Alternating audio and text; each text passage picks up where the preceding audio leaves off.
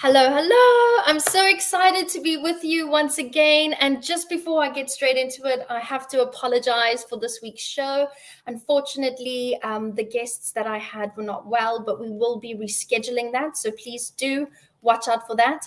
But today I have something so exciting to share and two beautiful people that are going to come and share their message. I've got Aja and David from Wounded Healers, and they're going to tell you all about what it means to be a wounded healer. And of course, they have powerful stories to encourage you to do the same. We'll see you in a moment.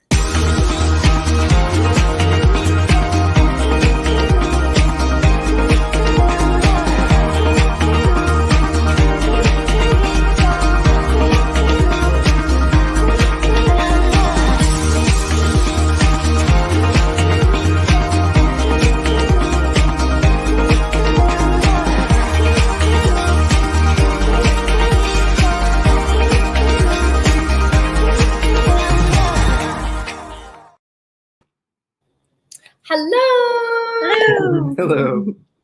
Guys, thank you so much for joining today and for, of course, agreeing to be part of this. I think it's so beautiful that we can connect with like-minded people and, of course, help others with our stories.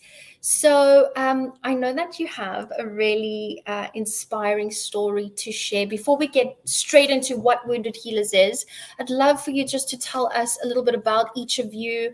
And of course, I want to know how you guys met. Sure. Okay. Yeah. So my name is David Combs. I am a wounded healer. I have bipolar disorder, and I have been active in just reducing stigma and helping others to feel like they're not alone. I have published a zine about mental health called This Zine Has Issues. And I've also done some public speaking. I'm also an artist and a publisher, obviously, and graphic designer. So those are that's a little bit about my background. Hi, I'm Asia Gray. Thank you. Hi, I'm Asia Gray. I am a counseling, clinical, and school psychologist, also identify as a wounded healer. I fell off a cliff when I was 18 years old, and that long recovery process set me in motion to not only search out how do we transform our wounds into our triumphs for ourselves, but then also share that with the world. And to that end, I'm a counselor and I do lots of different things. We do lots of different things, but primarily known as a therapist and psychologist. Hello. Hello from Scotland. Scotland's in the house. Yeah, Exciting. Yes, so we have a hello from Scotland. How amazing. This is William Anderson. So hello, William. Thank you so much for joining us. And I just love when you guys share who you are, right? I can just see how enthusiastic you are about that. And I find that when we do have this powerful message and we've been through so much, there's just something about the way that we smile and share ourselves with the world. So it's just so beautiful to see. And William says, I am 3 years in recovery. Well done. Yeah, That's we're so so amazing. cool. I absolutely love that. So I would love to know more about how did you recover from that, Aja, and even for you, David, when we think about bipolar disorder, there is a huge stigma around that. It's almost like taboo to kind of speak about it. In South Africa, when you say bipolar, people just automatically picture this like lunatic, and it's not like that at all. So finding things like art, for example, and being able to do that, or even create this beautiful business that you have. How did you guys get to this point? What is that recovery process like? Good. Yeah. Well, we kind of glazed over how we met, but because we're gonna go back there. Don't think that I'm gonna let you off that one. Yeah. So we're both very creative people. And so I think we had kind of a creative synergy when we started talking about what some of our like ideas about things we wanted to do. And then when the Wounded Healer brand came to mind, I don't even know who thought of it. We were just talking. We're talking about archetypes. Archetypes, Yeah. And so we decided that we wanted to shine a spotlight on wounded healers and bring these people to the forefront and kind of like create community around wounded healers. And we haven't even really defined what that is yet, but we wanted people to sort of self-identify as wounded healers. And I didn't think about it a whole lot before that, but I was like, yeah, that I am speaking from a place of my own challenges and trying to help others. And then kind of like what defines that, or what sort of label sort of covers that. And then when I don't even remember, how was it? How did we hit on that? Because we're talking about, so we were doing a kind of like spontaneous podcast called Boundaries and Coping Skills, because what's the number one intervention that we all need all the time is healthy boundaries, and then coping skills to cope with the boundaries we put into place, right? So as a part of the recovery process, our friend William online said he's 3 years in recovery. Fist bump. Well done, sir. Welcome. So we were talking about kind of what are the archetypes that make up healing. One of them ultimately is like, well, as part of the 12-step tradition, almost any tradition, we see that we come to a place in alchemical healing where we turn our lead into gold by serving others.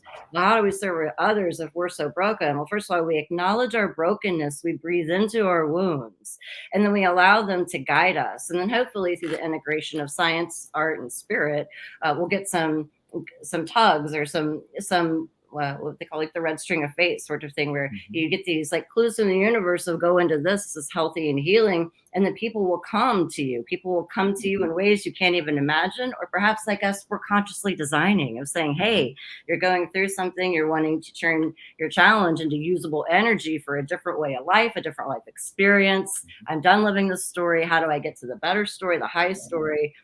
We like to grab people, put them together, and help them teach each other, as well as consider, psychology, philosophy, religion, all sorts of pathways that give us guidance and empowerment and power tools. So that's kind of in a long about way, like why we were talking about that in the first place, how it got going. And then we were distilling it down into what kind of archetypes are most powerful for wounded healers: a physician, a poet, a priest or priestess. So like all of these different ways that we show up, or we have these like frequencies or energies or identifying patterns.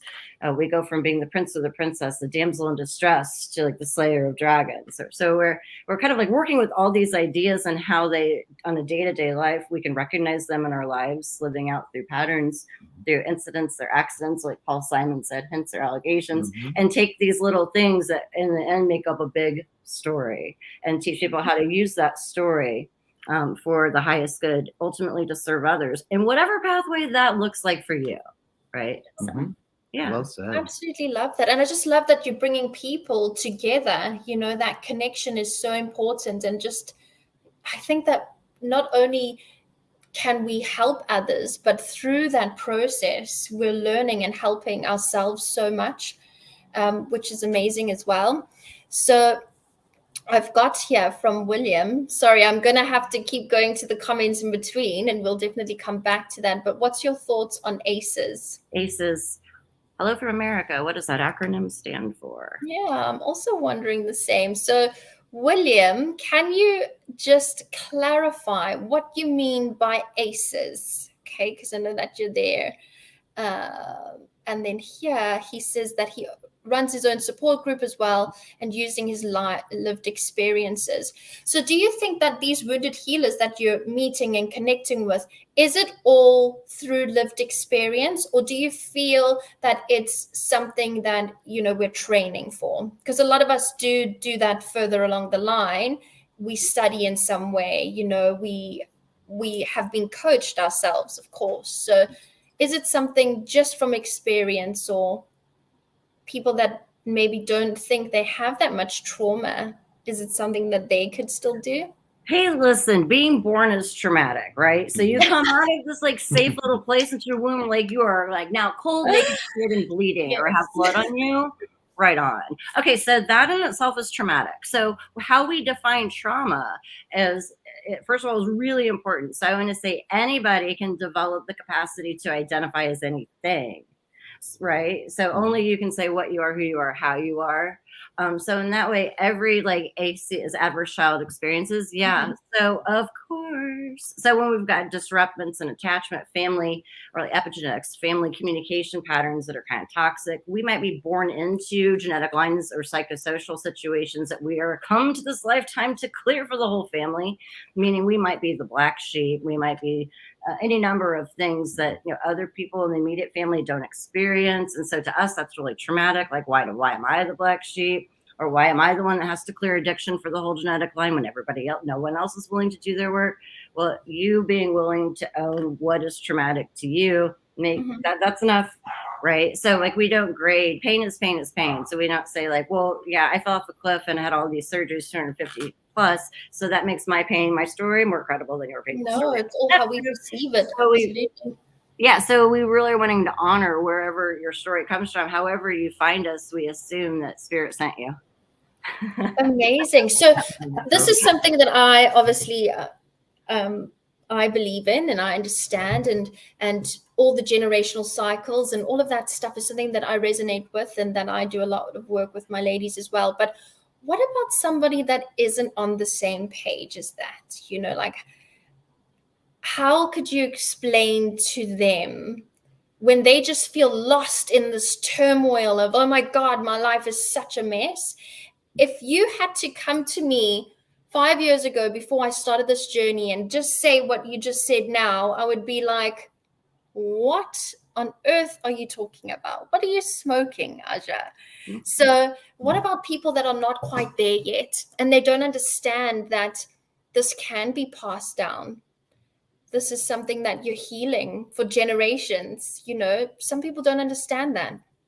Yeah, I say, well, hi, welcome to the table. And I start with where you are, right? So if it's new to talk about feelings at all, we start there, right? Yeah. Or if it's new to even to have your story really listened to or leaned into, we're going to start there and speak your language. One of the great things I think that we're trying to bring to the table is to increase people's vocabulary on psychology and emotion, feelings, and all of that. So the more tools that you have to identify what is going on just with you and then communicate those back, that in itself is mental health right there. I mean, that's the forefront. And then we teach people how to breathe. Like, you'd be so surprised at how much mental illness stems from improper breathing. Right? Because when we're anxious, we hold our breath, or in a panic attack, we may not be able to catch our breath, and then we'll fall out, or fear of falling out. So we teach people combat breathing, square breathing, how to address anything that's disruptive in your environment and still be okay. So we teach essentially psychological first aid. That's where we start.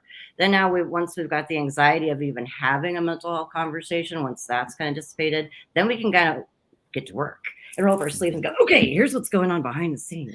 Right. And then we can kind of dig into more advanced types of conversations. In the beginning, we're just trying to get you to calm down and stay in your body, honey. Okay, you're okay. And then now, like, all right, what do you want to go toward? Or what are you crying about? What hurts? And then what do we need to heal? Yeah. So we address body, mind, but body and mind at the same time by looking at how are you sleeping? How are you eating? Right. And then how are you doing on the appropriate domains? How's your heart? How are you spiritually? How are you physically? And take kind of a look overall. So we always meet you where you are. And then ideally connect you more and more with other resources. Like, oh, you want to work on changing your subconscious programming. So your default setting is I have self-esteem, self-worth, and self-confidence in my competence. And I'm always euthymic or happy. Like, that is my default state, is happy. It means I can experience a range of emotions or outside things and still remain euthymic and okay. So we really dig in to try to help people get there very quickly by linking them with resources that are free, like how to change your subconscious programming. Do it while you sleep through sleep meditations. Like, here's Brian Scott, here's Kim Velez on this, here's that, here's you go. So really, I think that's the kind of core, is listening to people, finding common themes, meeting them where they are, listening into what is their frequency, speak their language, and then offer support as needed. We always assume that everyone has the ability to heal themselves. So we're not preaching away. We're not gurus. We don't buy a product. It's not that. It's really is about like helping you help yourself and then help your communities and however you're called to serve in that way. Yes, absolutely, because we do heal ourselves at the end of the day. Yeah. So William just posted another one over here. So I was abused as a child, which led to a 27-year addiction, and hadn't heard of ACEs until 49 years old, 3 years ago. And then I noticed you saying generational trauma is hard to break. No, it's not. I disagree. I don't think anybody. I got chills down the back of my neck as you read that out loud, because I have to agree with you. I think that us saying it is hard is just an excuse or a mental block, you know. Yeah. I think once you actually start the journey, once you become aligned with that decision, well, you just can't undo that decision, can you? And everything just starts to fall into place, and you just meet the people you need to meet. You just work on yourself, connect with yourself. That self-awareness is so important. And I love what you said about breath as well, just simply because it is as simple as learning to breathe. You know, that self-awareness. I've also had a lot of trauma, so just understanding that the trauma is stuck within the body as well, you know, working through that. So I'm just so excited actually to hear about everything that you're doing. Amazing, amazing. So I don't want to skip the part where you guys met, because I just feel like that's so important. You guys are doing amazing things together. So how did you end up doing it together? Yeah, so we we met on Facebook dating, actually. Oh, Facebook is good for some things. Yeah. It is for some things. I was just about to delete my profile. I was like, I'm not enjoying this at all. And it was very frustrating, and just at first, and then I got a message from Asia, and I was like, okay, maybe I'm not going to delete it today. And and then we met that night. She sent me a message, and I was like, wow, she's amazing. And then Did tell me what the message said. It's kind of she sent me a voice message. You guys already, oh my, okay, all right. And I understand, like, professionally it's gonna go out. Okay, I am so authentic and real. This is what makes me either really good at my job. This is what I love, though. My show is not called Authentically Living for Nothing. Spill the beans, David. Oh my God, I did this. Okay, I did this. Life, I did this. Okay, go. Yeah. Okay. So she sent me a message, and it was a very interesting message. And at the end of the message, she said, and after hearing this message, if you don't want to meet anymore, I totally get it. And I was like, no, I want to meet you more now. I sent him a voice memo. Back. Yeah. Yeah, because the deal was like, I read his Facebook profile. Like, I had gone through a breakup, and it had been a long time since I had gone on a date. And I was like, I'm not going to do this. And like, part of my like sobriety walk, William, was one of my my coaches saying, you should just get back out there and go on a date. And I'm like, that is the worst thing I could think of. And they're like, well, at least just look at some. I'm like, well, where do people like me go to meet people like me? Whoa. Okay, I'll let that sink in. Once you get to know me for 10 seconds, you're like, that's a good question, Asia. Okay.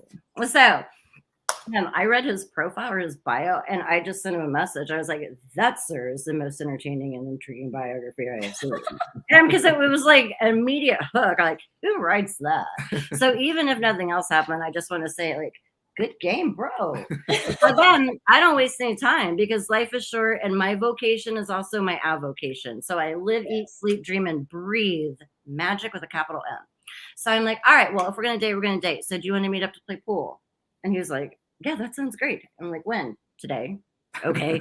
Well, I had forgotten that I was going to get my hair colored that day. I had gone through COVID without coloring or cutting my hair, blah, blah. We all have these stories. So I go, my stylist, she says, what do you want? And I was like, well, I'm just thinking some like nice, gentle blonde highlights. Well, I walk out with rainbow colored hair, the full color. Whoa. And so I realized, like, rock. And then I was like, oh, wait, I'm meeting a first date. So I figured I should voice memo him and tell him in advance, like, hi, I'm a professional. I do these things, but I also will be easy to spot. I actually have rainbow colored hair. If you don't want to meet me in advance, that is totally okay. Send. And then he was like, get out, come on in. And so like one of the first things we talked about was just mental health awareness. And then it was so natural. It was so easy. I love you, but it wasn't like fireworks and karate supplies, like in that kind of a way. It was more of like, whoa, soul recognition. Okay, you're already doing this work. He's already published Peel magazine, and his last like partnership in his marriage with Holly, they did so many amazing, wonderful things. You are beautiful in downtown Indy. So he's coming from a place of high attunement and creativity. And I was like, okay, what are we working on first? And then the Boundaries and Coping Skills podcast kind of fell out first. We got some friends together and just started talking about common problems that everybody's going through, and then how do we deal with them. Everybody, like, we pick a topic, and then everybody kind of goes around the table and throws in their 2 cents or their hacks for health and healing or whatever we're talking about. Yeah. Amazing. Absolutely love that. And a very good friend of mine has rainbow hair. I'm all about rainbows. Okay. So it changes. Great. Yeah. Okay. I can see you've got blue, right? Is it blue? Yeah, we're doing blue and some green, but it's faded out. So I can't wait until I can do some blue. I've got too much red in mine at the moment. Yeah, that'll be interesting. Well, I was told it will go like a really yucky color. So I have someone else here. I cannot see their name, so they're just a Facebook user. Okay. But oh man, generational trauma is difficult. It's taking me my whole life. And you know, it's not that we're saying, and I'm sure that you agree, that it's not challenging. You know, it's just not impossible, right? So of course there are some bumps in the road, and it seems really crazy when you first begin. But what would be your tips for somebody that's just feeling overwhelmed at the thought of even going down that path? Go to counseling, find a good counselor. The what tends to work is like dedicate 6 sessions to working with a therapist where you don't bullshit yourself or anybody else. That you go in right out of the gate knowing like, I don't really know what I need, but I want you to help me solve this thing. And then put it out there with a counselor, with a psychologist or a life coach, and really dig in. Just like, I'm not really sure where to start. Here's what's going on. I want to heal the theme of passive aggressive love in my family. I want to heal the pattern of, you know, silencing children or incest. Or incest, the addiction that was born out of child abuse or neglect. I want to heal emotional neglect so that I no longer am attracted to narcissistic people or toxic malignant narcissism, and that my genetic line is cleared on it going forward. Whatever it may be, that's what I recommend. Oh, I feel that so much, because it leads us down a path where we just kind of spend our whole lives beating ourselves up, you know, ending up in those toxic relationships. So Cara, I just have to say, so sorry. I don't know why when you are typing here, I cannot see your name. Cara's one of the lovely ladies that I am blessed enough to work with. So she wants to know, I think this is Cara still. So sleep meditation sounds fantastic. Okay. So she'd like you to send any links that you have or share. Yeah. And Cara, I'll also share the ones that I use. Cool. And just see. Can we type them in the? Can we type them in? I can just tell you. Okay, guys, go ahead. We love this guy. Yeah, if you go to YouTube and just search Brian Scott sleep meditation, you'll find many, many sleep meditations for just about anything you could want to be working on in your life, like anything you want to manifest, or even like there are so many. Well, the best one that I would recommend is Brian Scott's. It's called The Ultimate Transurfing, all one word, TARANS, and then, you know, like surfing, transurfing meditation. He's going to take multiple modalities. It's called binaural. So for new people, binaural meditations at first are a little like, what? But then once you get it, it's like, okay, because you're going to have one voice talking at the same time in your ear in 2 different frequencies, but the frequencies are matched perfectly to help kind of you neurocognitively bypass the monkey mind and get into like a deeper programming. Yeah. And so right. So that's how that's done, is to kind of like playing games with your brains through that. But the affirmations or the words and the music that they speak are very highly attuned, and they've got a physics background, and there's clinical evidence to support the outcomes of people that use sleep meditations. And that's why I love them. We listen to them every night. And then I notice a lot of instant success with my patients in practice, especially kids. So my favorite one for adults is Brian Scott, The Ultimate Transurfing Meditation. It's an 8-hour one long. You can just put it on, let it play, things like that. Amazing. Absolutely Yeah, we'll amazing. I that. think I shared it in the so it's Brian Scott 11111. So I've shared that there in the comments for you. So of course, when I comment, it goes across to all the channels that we're on at the moment. And Adam, of course, you have spoken with Adam, so he's with us as well. Nice to see you all. Amazing. So I want to find out from you. So what do people actually misunderstand about this word, wounded healer? Because for you and I, we understand it, but what does that mean for somebody that doesn't? I can speak from my own like misunderstanding before I started thinking about the concept of wounded healers. I thought it was like some kind of like Native American, like mystical, like shamanic, like certain thing, like, and I didn't know that was just what my head told me it was. And then, after more research and things, I was like, oh yeah, this could be anyone really who is, working from a place of wanting to bring healing about in the world because of their own wounds. And, it could be physical, mental, spiritual, any kind of woundedness that you're operating from a place of, and wanting to make it better for others, and using that as sort of like fuel or motivation to help other people, basically. So, but yeah, I thought it was like some specific, sort of like tribal thing or something. I didn't know. It just sounded that way to me. I think that's just because of the word healer, right? Like, I think so many of us just perceive that word so differently. Not like what we do online as life coaches, or what you do. And I really hope that one day I'm going to be able to just do all that like magic and be confident in myself and sharing my spirit guides with the world. But I'm not there yet, because well, then we'll work the with people you. in my house still think I'm a bit loopy. Come with me. Asia's All right, great. well, I'm your girl. Hi. Yeah. Yes, I know. I'm That's gonna be seeing fun. this. The more we're speaking, I'm so excited. We're definitely going to connect after this. Definitely. Amazing, amazing. So, would you say that the experiences that you've just shared now, so of course your fall, Aja, and David being diagnosed with bipolar, would you say those are the most significant things that have happened in your life? Or what happened in your childhood that kind of maybe also influenced what you're doing today, the way that you're behaving? Because I'm all about inner child healing and stuff like that. Oh my God, my husband's watching us. And I just said, everybody in the house thinks I'm loopy. And he just commented, not loopy. Not loopy. I had no idea he was watching. Hi, Vernon. That's so cute. Yeah. Okay, I just lost the question. I'm sorry. Could Oh, you sorry. So I was just talking about childhood, really. Yeah.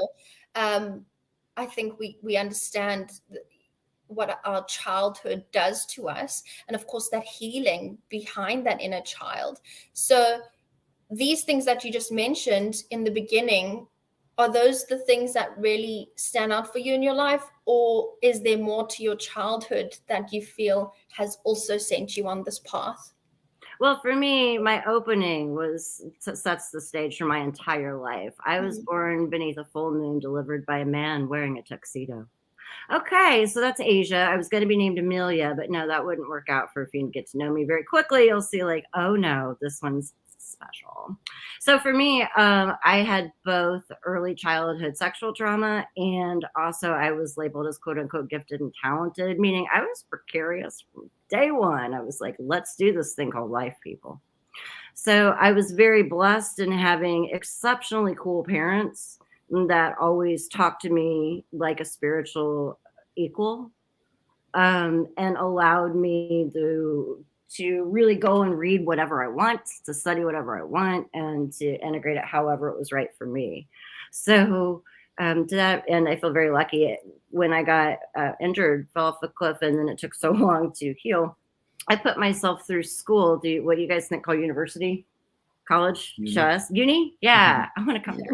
Yeah, I just want to go to all your libraries if you don't mind. And yeah, so I did a lot of reading and knew that if I couldn't rely on my physical body, I could rely on my heart and my mind. So I kind of deep dove into how do we heal early childhood trauma as adults without making ourselves wrong or bad. How do we heal the inherent shame of some things? And then now as an adult, I've gone on and I work with so many people that have other things to heal. That, for example, they went through a divorce as a young kid and started self-harming by cutting by 14. By 21, I've got, some eating disorders, and boy, I love Adderall on a Saturday night. Still have occasional self-harming problems if I drink too much, and I might end up on the bathroom floor, that sort of thing. So we're working on all layers, levels, and timelines at the same time with inner child work. But the idea is to kind of go back and like address the inner child and make her he or she know inherently you're safe in any moment. You can, like, metaphorically, wherever is safest for you. I'm going to use a very general thing and hope I don't trigger anybody. Go to grandma's house. So you're going to say to your inner child, right now, my present reality in this timeline, I'm 100% safe. Whatever is being triggered, my adult spiritual self, my adult psychological self has got this. So I'm going to send inner child, who would naturally react out of wounding, fear, flight, freeze, panic, fawn, whatever. I'm sending that little wounded part to me to grandma's house while I handle a situation in real time as an adult.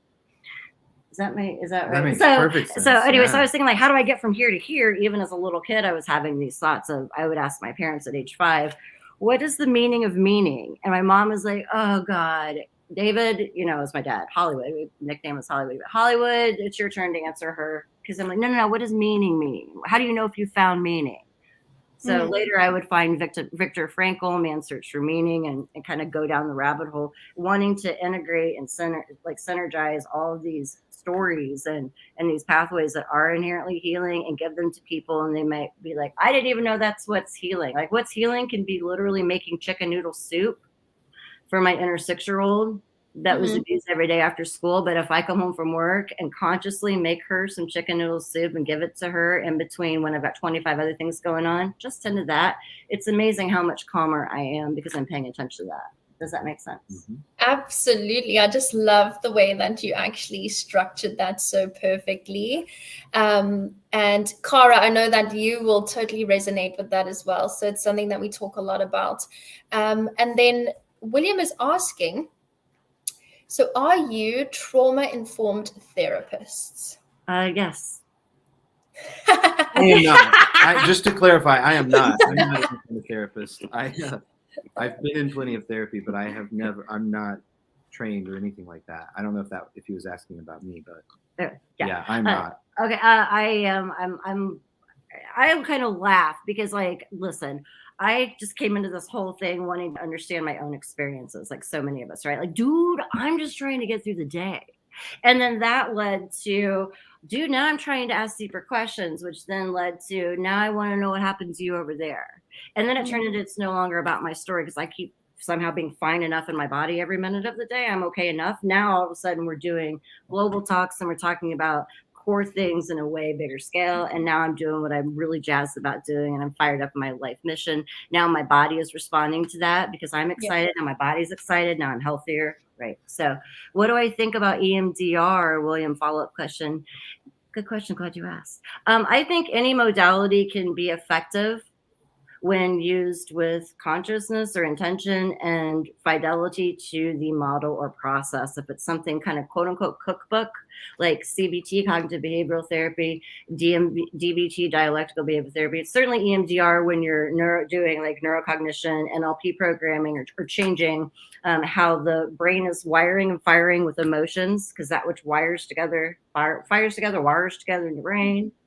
So as people are doing that, making sure that they're really clear and staying faithful to the model of EMDR, then that's great. Trained professionals are great. Do I recommend you go out and get a workbook and do it? I don't know. Maybe. I'm a little like, I know more advanced modalities than EMDR. And if you are the EMDR guru out of, like, I don't know where they're from, like somewhere in Europe, probably. Whatever. Sorry, I'm not dissing your modality. I think it's great. But I like the physics behind it. And to that end, there's more advanced work than EMDR that for me, I have found to be faster, more efficient, more gentle. Because with EMDR, you have to call up every aspect of the trauma and relive it. New people, hi. So what we do with EMDR is we ask you to call up an event, and then we're going to kind of take it frame by frame by frame and de-stress it. That's fine, but EMDR for me doesn't have an integrating grounding technique enough to like fully change somebody's morphogenetic field as quickly as other traditional field work might. I love that. And I think that this space online just allows people to actually kind of do research, have a look at the other options, and more importantly, like you said, work with somebody that has the right intention, that truly wants to help you. And again, not dissing anyone, but I think this EMDR is very popular here in the UK. I've seen it a lot. I don't know much about it myself, but I do see a lot of people talking about it here. I think that's obviously what the NHS pushes here in. Yeah. Is it relatively new? Huh. Right on. Interesting. Because it's all I see here in Really? the UK. Maybe that's why it's such a buzzword right now, is because it's new. Interesting. Okay. Interesting. So I want to find out from you, what has been your biggest failure? And David, I want to hear from you, because you've been My biggest quiet. failure. Oh, you choose the failure to. Yeah. So your biggest I've got failure. many. How You much don't have time to do we share have? it, but what did you learn from this experience that you had? Okay, so the first big failure that comes to mind is the failure of a business. I started my first business when I was 18, 19, and that one failed, but it wasn't for any other reason than I was very young and I was trying to run the business with people that would rather party and I just fell into that. But that wasn't the big failure. The big one was publishing a magazine about street art called Peel, and it was internationally distributed in Borders and Barnes and Noble and overseas and everywhere, and people loved it, and it was going to be the next big thing. Like it was, we were all set to do it big. And then 2007 hit, the economy tanked. People weren't buying magazines. They weren't buying advertising in magazines, and many popular magazines failed during that time. But I went through a period of like, is this kind of what you're talking about? Biggest failure and what I learned? Absolutely. There's no wrong answer. Yeah. So yeah, when that failed, I was very bitter for a while. I was like, how can you work so hard at something, do such great work, give it your all, and have it fail, quote unquote fail. We lost a house, we lost a gallery, everything, and the business all at once when the economy totally tanked. And I was very depressed. It put me into kind of a depression, I think.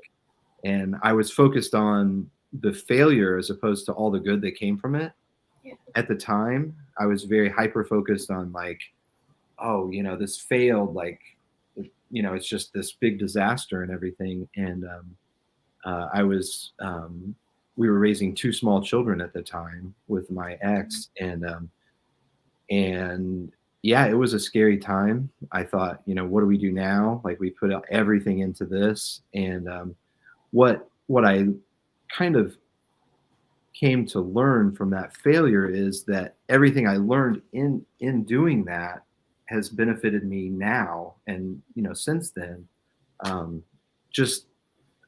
the people that I met, the connections that I made lifelong friends, became friends with very well-known artists, and just really good people that I'm glad they're in my life still, and I wouldn't know them if it weren't for having done that. So I think what I learned is it's about the people, like the people that you work with, and those friendships, relationships, working relationships, more than what you can achieve or accomplish or what big like success you can have.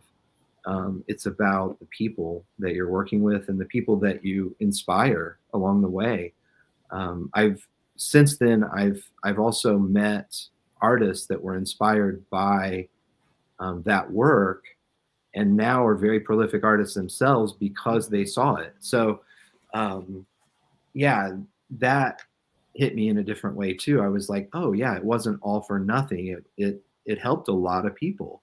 And I think you can't always know how you are helping others.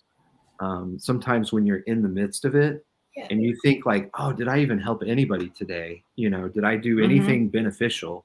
And then you may not realize it, but years later, someone may come back and say, hey, you were the reason I'm still here today. Like, you're the reason I didn't give up. And hearing something like that puts it all in a different perspective, I think. So Absolutely. It yeah, just I don't makes it think all worthwhile, right? yeah, and I think failure is a term that you can assign meaning to whatever happens or whatever, and I don't even call it a failure anymore because of all the success that it brought for others, all of the connections with, you know, amazing people that it created for me.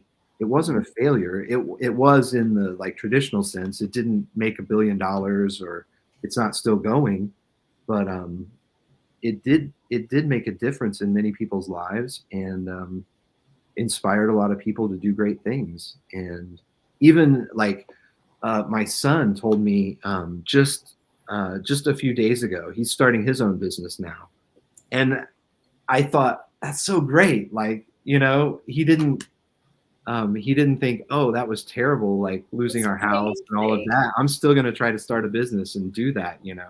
So he credited watching, how he was raised. Like he was like, I was raised around this stuff, so Yeah, it just just to makes sense. try, and that's the one thing that we learn in NLP is that there is no failure. It's just feedback, Mhm. Um, and I know it's so hard when you're in that middle of, oh my God, I'm failing, to remind yourself that actually you're not, because what is failure? But just to see your own child do that, how Mhm. how awesome. Yeah, he's 17 and he's starting his own business, and I'm so proud of him. He's way far ahead of where I was when I started a business. Like he's very dedicated. He's a bodybuilder. He's like Alden. Whenever you see this, Hey. um, but yeah, he's great, and I just know he's going to be successful in the best ways. Like whether he Amazing. makes a lot of money or not, that's not relevant to me, but just that he's going to go out there and do it and try it and make his way in the world is so just wonderful to know that. Amazing. And I really encourage you, David, to go back to this live and skip along to the 42-minute mark and just see how your whole face lights up as you talk Yeah. about him.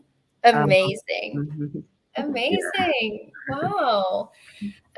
So of course we're coming towards the end of the time, but I just want you to share, how can people get in contact with you, whether they want to work with you or just find out more, share their story with you. I know that you have an awesome website. You've shared it with me, and you are, sharing people's stories on there as well. Mhm. And you have a podcast of your own. I remember you saying that.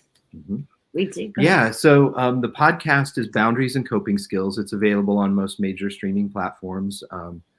It's easy to find if you just type Boundaries and Coping Skills. And then there is boundariesandcopingskills.com, where there are a few links to other things that we do.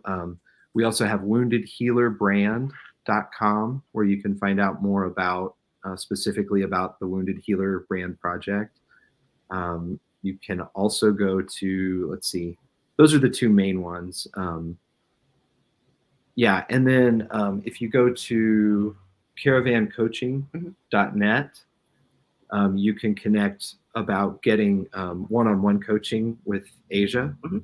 So those are the three most important links. Mhm. And we're on social media as well. You can find Wounded Healer Brand on Instagram, TikTok, all those places. Maybe you can help link them. We'll put Caravan in with so like I said, we do so many things and we connect so many different people in different ways. So whether you are looking for just general overall tips or want to listen to a discussion podcast, is for you. Boundaries and Coping Skills. We cover a wide array of topics, from suicide prevention to Amazing. dealing with turning challenges into triumph. What is your superpower and how to harness it?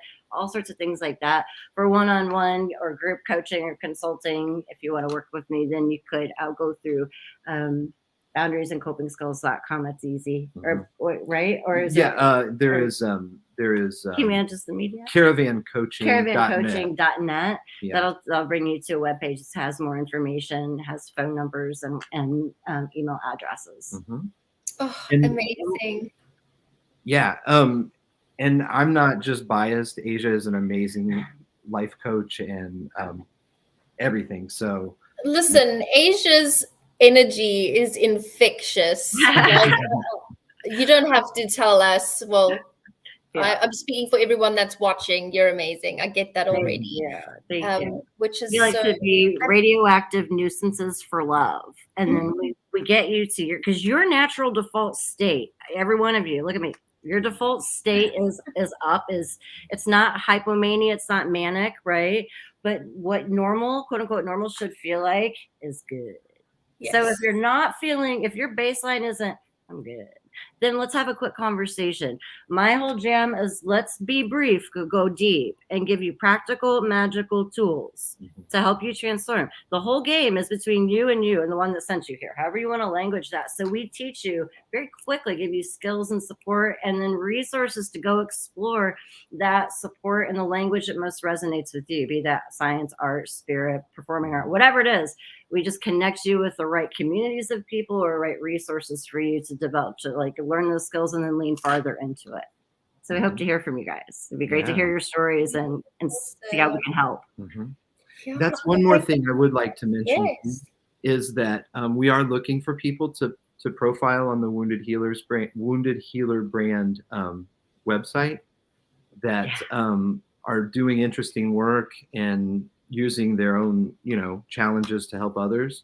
So, we'll be profiling more people. And so definitely hit us up if you're interested. And it's just like a short bio, some photographs and some links to whatever you're doing. And we'd love to sell your kitsch in a weird way. Like, so what I mean by that is like, if you're doing, mental health warriors, if you want to do like cool t-shirts and stuff, we're happy to like funnel you and give you like proceeds go to which project or whatever. So like, we're really interested in helping you get your own slogans and t-shirts out there, connect you with the resources of like, I have this idea for my brand that is about mental health, that is about spiritual awareness or being, integrating all versions of self to live life on maximum blast in a lovingly contained way. Cool. So if that's true, then what does that look like for you? So helping people also like should get their message out to others is also part of it. Yep. Totally. Okay. And we're trying to convince this beautiful duo to host their own show on Mental Health Warriors. So fingers crossed that we get it right. But thank you both so much for just spending time with us. And if anybody has anything else that they want to ask, please do give us a #replay. Drop your questions in there. I know that David, you are in the Mental Health Warriors group. I did see you in there. So if I see any comments, I'll just tag David along. Aja, I'm not sure if you're in that group. I can be. Yeah. Get me into it. Okay. Awesome. I think it's good that people can just see you in there. And if they want to reach out to you directly, they can, especially when people are just feeling a bit iffy about mental health in general. Sometimes it's easier to just message you directly. I hope you don't mind that. I would love that. And I want to also kind of give some caveats to say, when do we reach out for mental health? Because that is a question everybody's like, well, how do I know when I know? When I need to go. When you need to go is when you are start to having thoughts of hurting yourself or other people. Stop what you're doing. That is the program or the field virus of depression or trauma. And that is not you. That is not true. Truth with a capital T needs not defending. Okay. So the truth of the matter is you yourself, there's nothing broken about you that would cause you to self-destruct. So if you're having self-destructive, I'm cutting or I'm thinking about cutting or I'm feeling suicidal, I have fleeting ideation. I may not have plans, means, or intent, but this is a recurrent theme where it's like, I quickly feel hopeless and helpless. That's when it's a good time to reach out for help.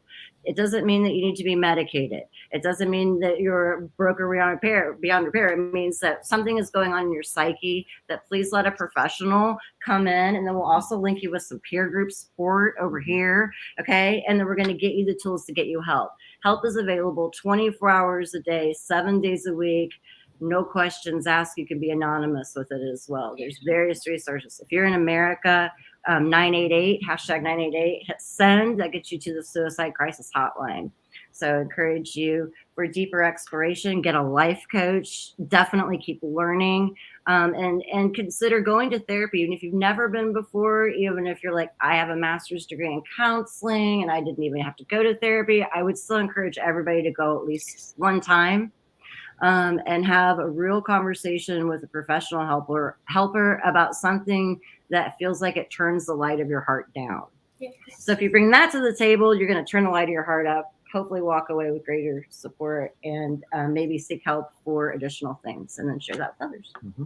Yeah. Yes. Okay. Love that so much. Can I just not add, but ask? This is just a question I have. And would you also say, like, if you find yourself using a lot of unhealthy coping skills, like just things that you're not happy about that you do to try to sort of forget the things, the traumas and the things like that? Numbing, addiction, alcohol, drugs, sex. Sure, you can say it.